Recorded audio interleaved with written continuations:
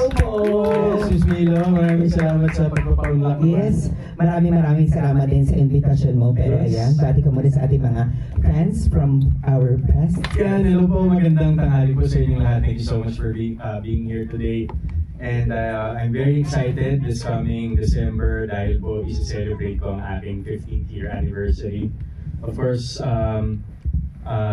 isang dekada mahigit ng napakaraming journey, napakaraming learnings, napakaraming pinagdaanan, pero andito pa rin tayo ngayon and we just keep on moving forward. So maraming salamat. Of course, to all the members of the press that's here and the media po and our vloggers, maraming salamat po. And of course, to our sponsors as well, of course, Casino Plus, thank you so much for the generosity also for Bench, Velo, and CDO, White Flower, and Oxygear. Maraming salamat po. So I'm ready to answer your questions, guys, and thank you for being here again. Ayan, okay. Simulan na natin. And I think sisimulan ito ng aking nasa bunutan na listahan. Miss Kate from Random Report. Miss Kate! Ayan, ito na lang yung mic. Hi, good evening. Congratulations on 15 years. Pakwento naman ano yung concept ng event and why in Santa Rosa? Well, number one, the purpose of the 15th anniversary is all about giving back and paying it forward. Gusto ko po kasi talagang bigyang highlight naman, of course, in the past years kasi puro na lang ako yung nakikita natin, yung nakikita ng audience, and yung nakikita ng mga sumusuporta sa akin. And right now, all of the people naman that's very much part of my journey in the past 15 years, sila naman yung mabibigyang highlight with this event. And why Santa Rosa? Because sa tagal ko sa industriya kasi hindi pa ako nagkaroon ng event na or a big event na nagawa sa lugar kung saan ako lumaki.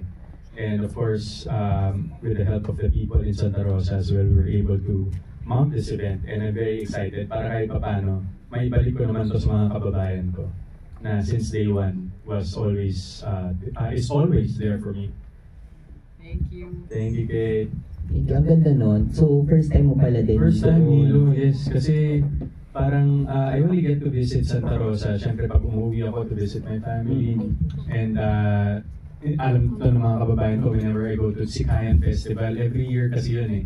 So, lagi ako nagpaparado doon. Kumbaga, it's my parang panata ako yun sa, I mean, just a little way to say thank you to them. Pero ngayon, dito ko naman gagawin para at least isang buong event naman para sa kanya. Ang ganda. Pasok. Diba, pasok sa mga yung celebration natin and sobrang laki nan for 15 years. Yes. Okay. Next question naman po tayo from Sir John. Yeah. Bueno, ayan. Yes. Hi, Alden. Yes. Okay. Well, I've always been asking you questions about you for most of the time. But let me ask you this one instead. What has been like the best fan interaction that you've ever had wherein you learned something? Sa dami din kasi dyan. I think there were a lot of fan interactions wherein nagugulat na lang ako dun sa mga naririnig kong news about what happened. But in general kasi, I think one of the most important things and the most memorable to me is yung mga paano ba to? Paano ko ba sabihin na parang hindi self-service? But anyway, sabihin ko na rin. Yung mga natulungan ko before, nalalapit sa akin and then sasabihin na ito na yung buhay nila ngayon just because of that. Actually, help that we were able to give. Actually, maliit na tulong lang yun, but on how it really changed their life and gave them comfort. I think yun yung minsan mga nagugulat akong fan encounters when it comes to the mom, or let's say, well, one of the things to be specific was when this happened way back 2019 was, I don't know if nakwento ko na to, but hindi ko lang talaga siya makalimutan because it's my core memory. There was this girl who was standing in the crowd and opening to nung tindahan namin sa Binyan. And then she was holding a diploma and then parang nakatingin lang siya sa akin the whole time. Tapos ang she was smiling, and then ako nag-iisip, sabi ko, ba't kaya lagi nakangiti sa akin kung si ate? And then, when the time came na pwede na siyang makalapit sa akin, she approached me and then she told me that graduate na siya. And I was responsible for her accomplishment sa college or in school. So, I mean, I think, but the main point that I want to say about things like that is, wala talaga sa volume ang pagtulong. May it be small, may it be big. It's the thought, it's the effect it has on people. And parang it gives me more, it gives me more passion, it gives me more, it grounds me where I am right now. Na parang because of all the things that I'm doing in my own small way, it creates ripples of kindness and it extends to the common good. So parang isa yun sa mga bagay kung bakit pinagpapatuloy ko yung ginagawa ko ngayon is really to have that kind of platform, that kind of reach when it comes to people. And that's what keeps me going. So ang sarap lang sa pakiramdam to have those kinds of fan encounters and supporter encounters. Thank you so much, Alden. Thanks, John. Thank you, John. Pero syempre, thank you rin, Alden, for helping, other people. Kahit syempre, ito nalalaman lang din namin now na tumutulong tayo sa mga maliliit. Totoo! Ano ka ba? So, maraming salamat sa pagtulong at pagiging inspirasyon na din sa karamihan. So, sana ituloy-tuloy lang, syempre, na mag-inspire tayo. Ayan, thank you. From PEP naman po tayo, Sir Bernie. Next question. Yes, Sir Bernie. Hello, congratulations. Thank you so much. 15 years is no joke, no? Tapos nakita namin recently, you found a new purpose for your voice. You made brave comments about corruption or online bullying. So, ito ba yung nakikita mong bagong purpose for your voice? Kasi you know that you have a big influence. I have to admit, parang when it comes to call-outs and voicing out my opinions in terms of current events, I was silent for the longest time. I don't want to be part of it. Parang, for lack of a better term, I was safe. So right now, I came into a point where I realized na people who has platforms such as mine right now, it's an avenue to create a noise, to create awareness with what's happening, to so that the voiceless can be heard. I think that's one of the things I consider right now na parang nakikita na natin sa harapan natin, dito pa magsasalita. And I think it's mere selfishness to be even silent at times like this. I'm saying this in general, not in any particular issues that we have, but yun lang yung na-realize ko na parang selfish ko naman that I'm blessed with this reach and platform that I have. Tapos, hindi ko siya ginagamit to para makapagsalita dun sa mga taong hindi kayang magsalita. So I think, being here and being able to be a voice of someone or a group of people, it has a great effect pag nagsalita yung mga tamang tao. So, which is marami rin naman ng ganun po at the moment. And right now, I appreciate and I'm one with that movement wherein we fight for what is right and we fight for what is due to us. So I think that's very important given a platform that you can have a reach to certain group of people. Thank you for your honesty. Tapos second question, kasi we all know that you are a big star, no? But then yung team ups, it played a big role on your success. Naging international star ka in a sense dahil nga sa success ng isang movie because of your team, of two movies na because of your team up. Ano yung view mo dun sa pagkakaroon ng team up now that you are a big star alone? Kailangan pa ba or hindi na? Ano yung sa'yo? Ano yung point of view mo? Ako po, I really respect po kasi the culture that we have here in the Philippines especially. That we are such a huge fan of the love concept. So love themes, love stories, love genres in general, what have you. So, ako parang, it really depends upon the person right now, how they want to establish their path in terms of the career they're doing. But especially in show business right now, mas gusto natin talaga na, coming from a person behind the screen point of view po, mas gusto nilang nagsistart syempre sa love team. And I have to admit, and I have to say, that talagang a huge part of what made me now is because of my love teams before. And I thank them for that, and I thank those opportunities for that. Kasi we cannot parang eject that from the equation. That's what really made me at the moment. But right now kasi parang I'm at a point in my life na I wanna try to venture on it also and test if and see na, di ba, kaya naman din natin to create a name for ourselves, of course, and because of the things and the purpose that we have in this journey, it's very possible as long as you have good intentions. So, ako with the question kung kailangan pa po siya, hindi ko po kasi, I cannot speak on behalf of everyone. I mean, that depends on the person, if what route they want to take. Thank you, Alden. Congrats. Thank you po. Thank you, Sir Bernie. Next naman po from Marites University, Ms. Rose Garcia. Rose, mainit po. Ayan, Alden, syempre congratulations. Grabe, 15 years na pala.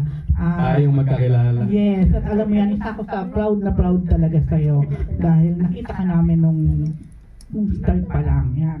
So, yun nga, doon ko sisimulan. Nung bago ka mag-artista, syempre, wala pa tong lahat ng kayamanan mo, kasikatan mo ngayon.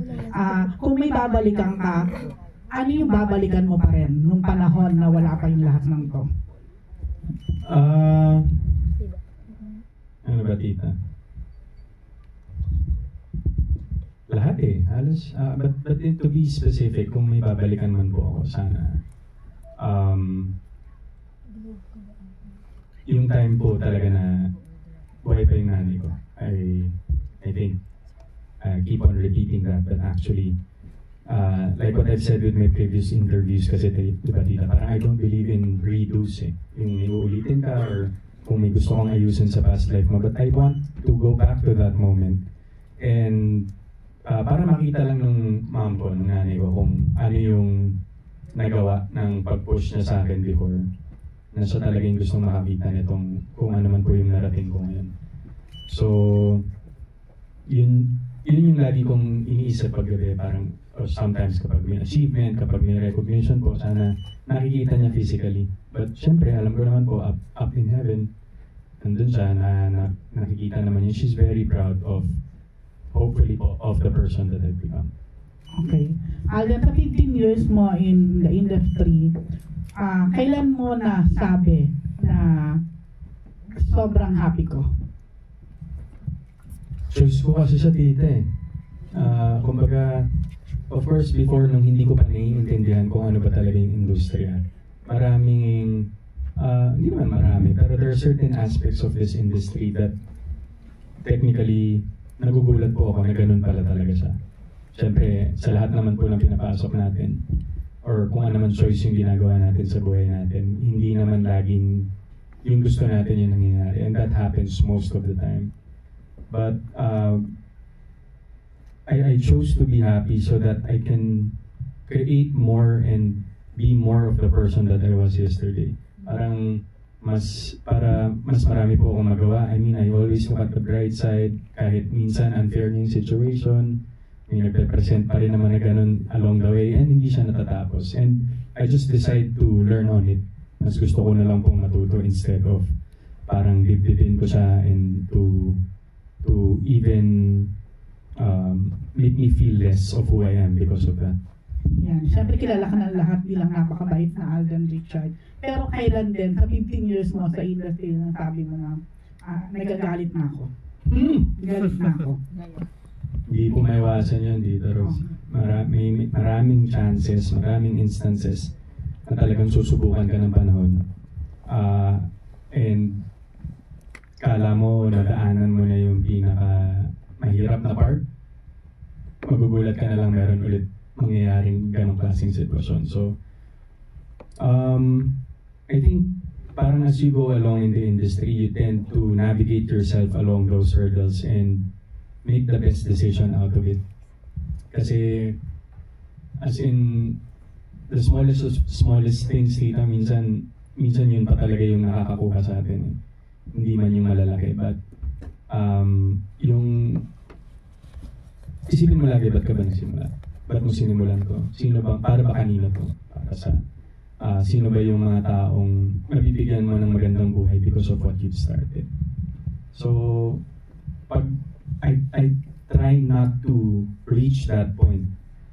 Siguro naman po, wala naman po kayong narinig na nagwala ako somewhere, diba tita? But, in fairness nga sa'yo. Wala naman po. Hindi ko naman po talaga siya gagawin. At I am very cautious of that fact because siyempre, lalo pag emotional tayo, diba? We tend to be in a situation wherein we make our decisions on an emotional level. Hindi ko na po hinahayaan pumunta doon kasi alam ko po yung magiging effect. And ayaw natin yun. So, pasensya po. Napakahabang pasensya. Oh, ang galing mo nga doon, in fairness. So, yun. So, Alden, nakikita mo na ba yung sarili mo na forever ka dito sa industry na to?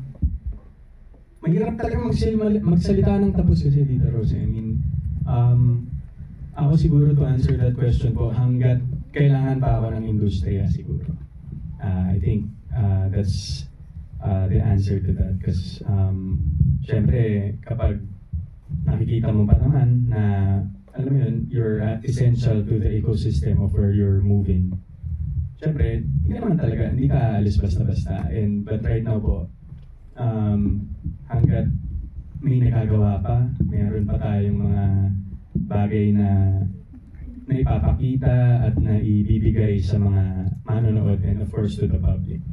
I think that's, and the purpose of course, doon po ako lagi nagbuburda. I think that's a more than enough reason to stay. Okay, last two questions, sorry. Ang dami mong ginagampanan ngayon. Of course, you're an actor, you're a singer.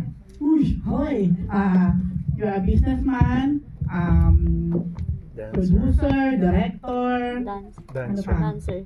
dancer, tagalinis ng bahay, tapos, janitor, soon to be pilot or pilot na. Sa lahat ng yun, ano ang yung pa rin na core ni Alden na hindi pa rin? Actor talaga dito. If there's one thing to, if of all those titles po that you've mentioned, kung meron mang hindi mawawala dun, yung pagiging aktor yun. Kasi yun yung core ng very being ng isang Alden Richards sa industriya. Yung mga bagay po na nagawa ko because of that title has reached a lot of people here and abroad. So, isa po yun sa mga bagay na hindi mawawala sa akin. And I think that title stems out to all of the subtitles po na nabanggit nyo sa pagiging businessman, sa pagiging director, producer, pilot, singer. Lahat, kasi ako naniniwala din po talaga ako na parang everything that in every day that we do sa ating pang-araw-araw na buhay, it stems out from emotions eh. So ako, parang mas nakilala ko po yung sarili ko bilang actor, and without me knowing it, mas nakilala ko rin yung sarili ko. So because of that, I was able to accomplish and do these things at the same time. Yun, bilang aktor nga, so medyo na-miss ka namin sa television. Yes, ito? Parang this year hindi ka gumawa ng any teleserye, tama di ba? Wala po.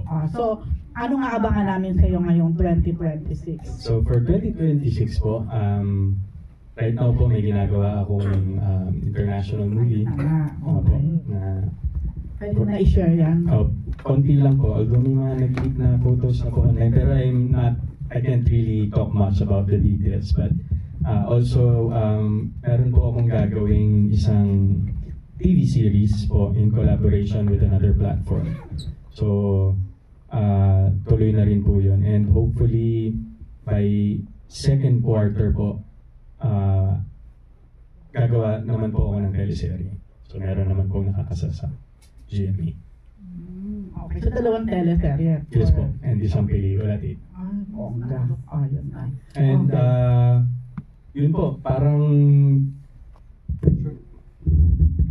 Yung ating Hollywood, ano po pala, and magbabalik din po yung isang show na ginawa ko this year.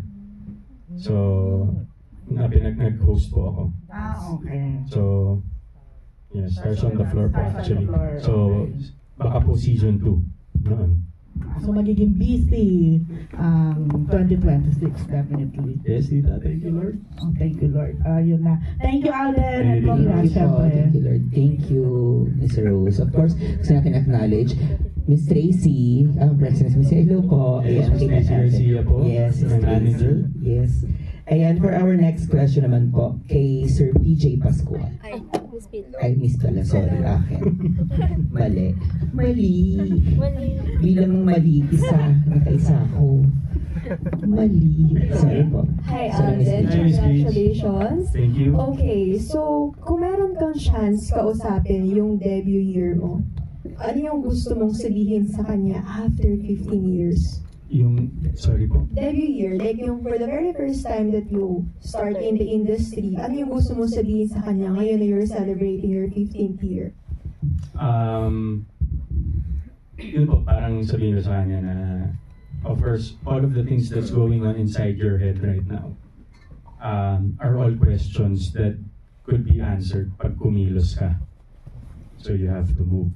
You have to take on the leap and the step to go to the places you want to be. Di magiging madali. There are times that you wish you never started, but at the end of the day, you think of the bigger picture and you think of the purpose that you have in your heart. And dun ka lang lagi manalig. And of course, yung pananampalataya sa loob kay Lord, yun ang wag mo kakalimutan because at the end of the day, siya lang talaga yung kakampi mo. Okay, what's your biggest takeaway for 2025? To be fair, I think, fair sa lahat ng aspeto. Fair sa sarili, fair sa mga tao sa paligid mo. And fair on the things that you're doing. To be fair on the things that you're doing. What do I mean? Parang, syempre, hindi mo pwedeng simulan yung mga bagay na wala kang intensyong tapusin. And the only learning that will come along the way is when you go through it. But at the end of the day talaga, it's always about purpose and doing good to everyone around you and to be a good person as well. One last thing, sobrang dami mong blessings. Okay, so what are you still manifesting? Lalo na magiging 2026 na next year, what are you still manifesting? You're the Alden Richards. Well, of course, sana bigyan pa tayo ng more years dito sa industry, of course. And at the same time, parang sa ngayon kasi, of course, I know that planning is everything. Planning for the things that's gonna be on your way. But ako ngayon, it's really more of Jesus take the wheel. Parang, kung saan man tayo dalhin ni Lord in our journey in life, kahit pa dun sa mga bagay na ayaw natin, iniisip ko na lang palagi na parang this is meant to happen for another lesson because the only thing na hindi matatapos sa buhay natin is yung matuto tayo and the learnings that goes along with our circumstances. So, gano'n lang. Go with the flow lang tayo. Thank you and congrats. Thanks, Miss Peach. Thank you, Miss PJ. Ano nun? Surrender. Surrender, di ba? Yes, surrender. And i-surrender na natin yung next So, ano question. pa sa surrender natin Yung next question. Hindi yung kinuhang ano dun sa... Eh, wala pa. Iba pa yun ang class. Ano ba kayo? Sino ba na po ko agad? 10-10 po. Ayan. Hindi sila ano Ayan sa taas po. Hello po. Hi Alden, 10-10 here. Ay, pakala mo si Mama Ten. Of course. Mama 10. Yeah, ibang 10-10 po. Dalawang 10-10. Ilan na sila? 40 na kayo. Oo, 20 plus 20. Alden, na 15 years kami pong mga tagahanga mo o taga-masid, ay hangang-hanga po doon sa ugali mo na yung pagtanaw ng utang na loob. From your handlers then, sa Kalakar Life, Kalatenten, sa mga kaibigan, pamilya, sa mga natulungan mo, sabi mo kanina, sa GMA, sa Itbulaga also, we know that. So, what is that loyalty that makes you really loyal?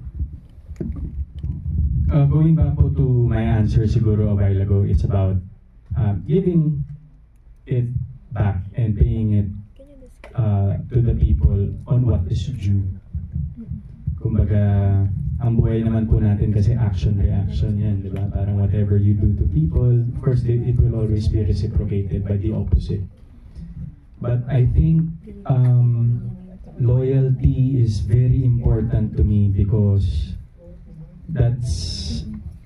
yun yung baon-baon ko po sa araw-araw in every day of my career and my journey here in the business.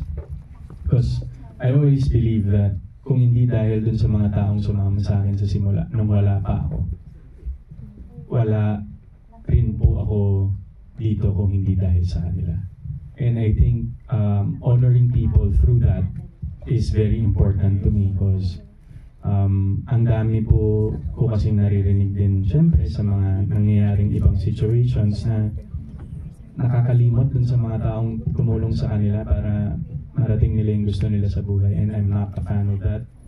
I always pay it forward. I always make sure na the relationships that I was able to build with people hindi lang po nasa papel. It's more of relationship and the trust and confidence kasi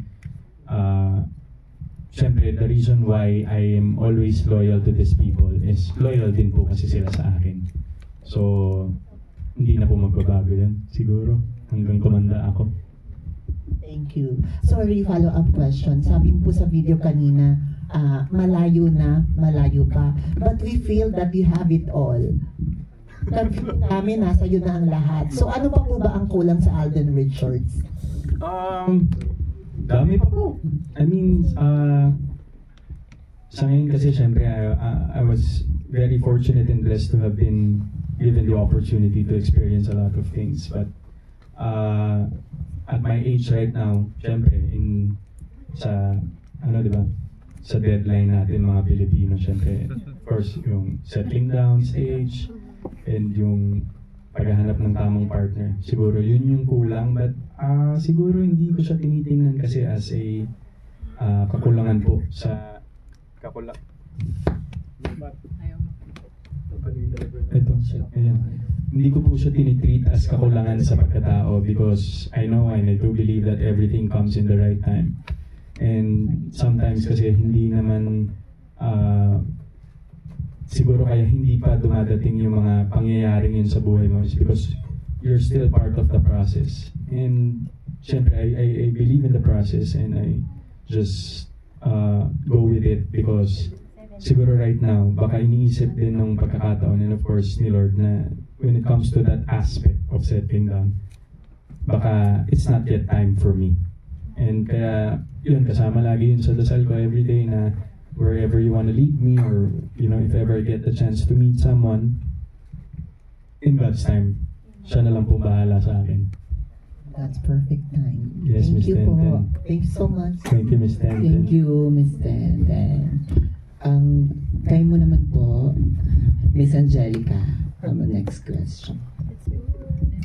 And thank you. Thank you, Lord. Hello po.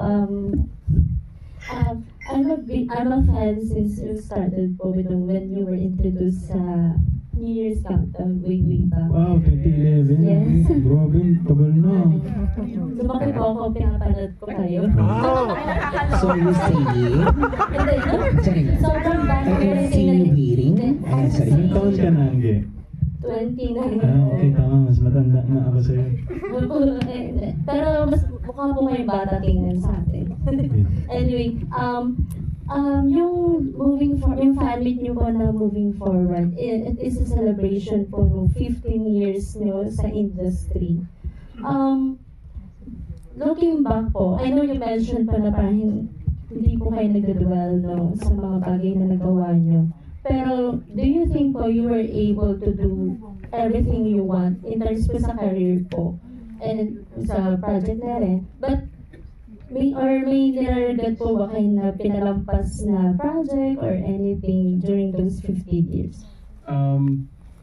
Siguro I'd like to rephrase the question na kung nagawa na lahat. I'd like to see it as an opportunity to be able to do it. I think yun yung nangyari sa akin kasi pag sinabi natin nagawa ko na lahat, technically it's a vast meaning of the essence of the word. But in terms of projects po na kung may pinagsisihan, wala po kasi ang mindset ko dyan kasi if it's not for you, it's not for you. Kahit gaano pa kalaki yung proyekto, kahit gaano pa ka-massive yung vision, kahit gaano pa kalaki yung opportunity. If it's not really meant to happen yet, hindi siya pa mangyayari. So, yun nga yung kinaganda ng industriya natin dito sa showbiz is you can be anything you wanna be as long as there's a goal and there's a vision for you to achieve. So, syempre minsan kapag may mga ganong instances, you just be thankful about it kasi baka yun nga, baka sinasabi ng pagkakataon sa'yo, hindi pa to para sa'yo at hindi ka pa ready para dito. So, and then you move forward and then you wait for another opportunity to present itself. Pero when it comes to pinagsisihan, wala po talaga.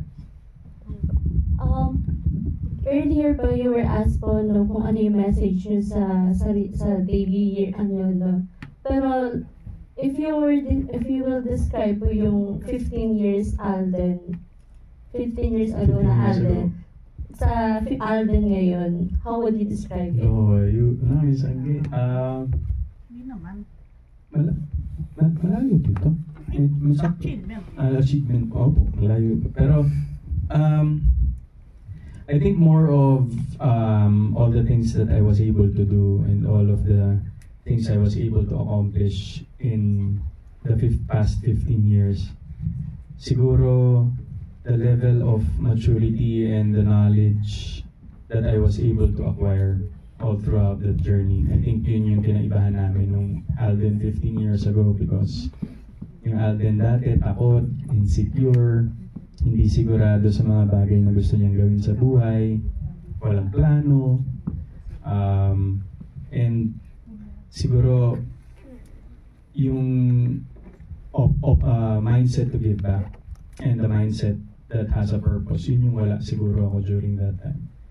But because dito ako nilagay ni Lord and dito ako nagkaroon ng opportunity magawa yung mga bagay na makapagbubuo sa pagkatao ko, I think yun yung journey and yun yung learnings ko all throughout that 15 years na bumuo sa akin, and the level of maturity I have right now when it comes to decision making. I was able to stand by my decisions and to create different opportunities for myself and for the people around me, for them to be able to experience the level of bliss that I am able to feel because of my tenure here in the industry. Thank you po. Last question po. This coming Christmas po, ano po bang gusto mong tanggap ng isang Alden Richards? Material thing or anything? I was never really that kind of person to ask for something material.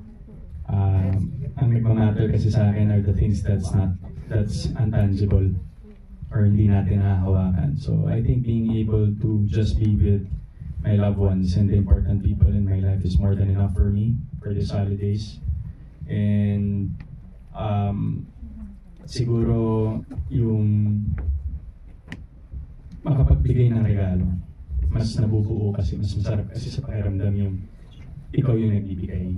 So sana mas marami pang tayong taong matulungan in terms of kung ano mang pangangailangan nila sa buhay. And I think that's what I'm really looking forward to, is to be a medium for the stream of goodwill to come in.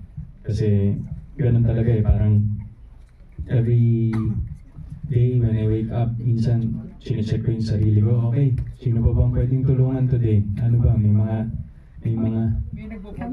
Tita Rose? Ano ba yan? Send video account pa? Joke lang po. But kidding aside, right now po kasi it's always about purpose for me. Bakit ko ba ginagawa to? Para kanino ba to? And that really technically answers the question and the next step that will determine my next steps on my decisions. Thank you, Angelica. And ang next step natin ay for another question. Yes. Wala to. Siyempre, deserve natin. Miss Natalie from Philippine Star. Yes, Miss Natalie. With the short hair now. Oo nga eh. Ina Alden.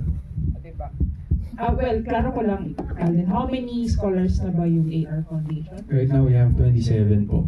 Oh, congrats! And 5 of them are already college graduates. So. That's a room. So ano yun? Like, anong mga, puro ba yun college or starting? Mga grade school ba or high school? May high school po and elementary. Of course, we have may mga college students din po kami as well. But the way we hand out help po kasi with the foundation is quite hybrid. So, syempre po, magpapasa sila ng letter of intent sa amin if they want to be scholars, and then we look into it kung ano ba yung pwedeng help na may bibigay namin sa kanila.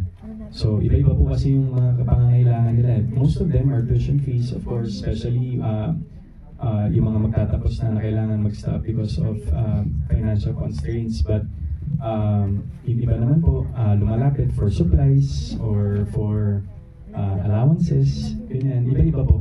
But we see to it that we can cater to the needs if we accept the scholars. And naghahanap ka pa ba ng scholars? Right now po, of course, we're still and paano mag-apply? Ongoing naman po kami. Tumatanggap ba na pag-open news? Next school year po, definitely. Meron po kami. Yes po. Kasi yung scholars po namin are not just limited within Metro Manila. And all the neighboring provinces. We have in Visayas, we have in Mindanao as well.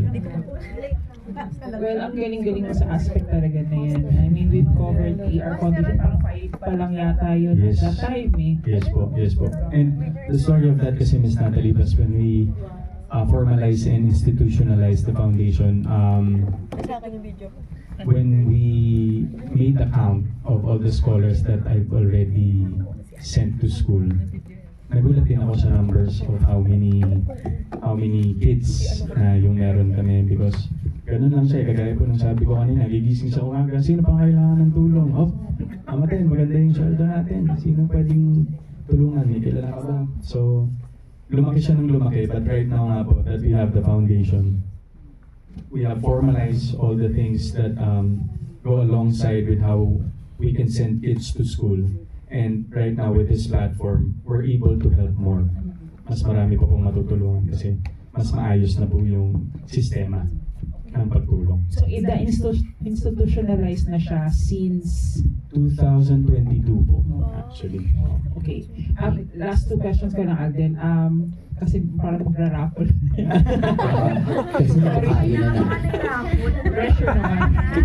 Last 2 question o raffle? Cheers. Mamili ka. So, 1 question. Last 1. Cheers. Para gaganaan si Alden, di ba? Yan yung tanong. Yes po. Okay. You know, wala tuloy ako sa tanong. Nandito ka pa? Oo. Okay, Alden, how do you feel na you are one of the, if not the most eligible Kapuso Bachelor? O, di ba? Agree naman tayo dyan. Hindi ko po alam paano mag-react dyan, Miss Natalie, but ewan ko po, I mean... Grabe swerte-swerte ng magiging girlfriend mo, Alden. Businessman ka. Si Milo pala yun? Ay, bukayo kayo. Parang maraming mga fans mo nagdadasal sa aspect na yun. Pero, yes po. Pero, right now po siguro kasi, siyempre ang dami ko na nga pong nagawa, ang dami ko pong ginagawa. And because of those facets of my life right now, siyempre kailangan sinusolidify ko rin po siya along the way. So, parang pagdating po sa aspeto ngayon na para hindi ko ma-burden yung partner ko eventually because I have opened a lot of opportunities to finish and to have a strong backbone muna. Para hindi yung ang dami ko ang ginagawa pero wala naman tatapos, di ba? Yun po yung mahirap kasing aspect kapag you are too much about life and you're too excited to really explore. But I like exploring, I like doing things that I wasn't able to do before. But with this po, gusto ko muna buo lahat ng facets na yun and ma-accomplish ko siya by the time na may dumating. Kung may dumating man. Ayun na nga, pero mas mahirap ba yun? Kasi nga sa stature mo, maraming babae din na i-intimidate. Hindi naman po siguro. Kasi whenever I get to meet people naman, and especially whenever I introduce myself, I see to it that I'm not imposing too much of what I'm currently doing and what I've done. Minsan nga parang siyempre minsan, di ba, parang na-imagine mo, gusto mo lang mag-mall, gusto mong lumabas in public, to do, you know, yung gawain po ng isang normal na individual.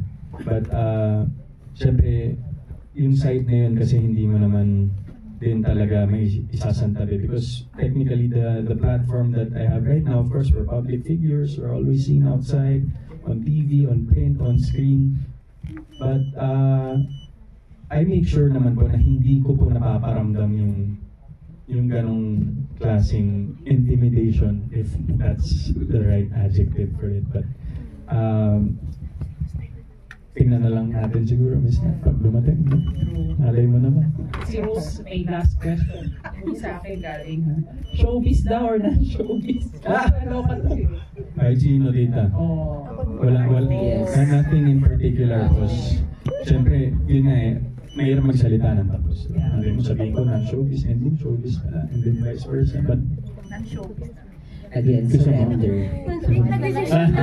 Easy. Thank you, Alvin. Eto na, magdidesisyon na rin po kami. Magdidesisyon po muna kami dahil mag-quick muna tayo. Our fan meet. And maraming salamat po. And of course, nakasama ko rin po kayo all throughout the 15 years of my journey. And to all our, siyempre, Albert, to all our friends po, from the media, the press, and our vlogger friends. Merry Christmas po, thank you so much. And of course to our sponsors, of course Casino Plus. Thank you so much Casino Plus, to Bench, to Bello Medical Group, to CDO, White Flower, and Oxycure. Maraming salamat po. Good night everyone, and ingat po kayo pa uwi. Merry Christmas guys. Thank you po.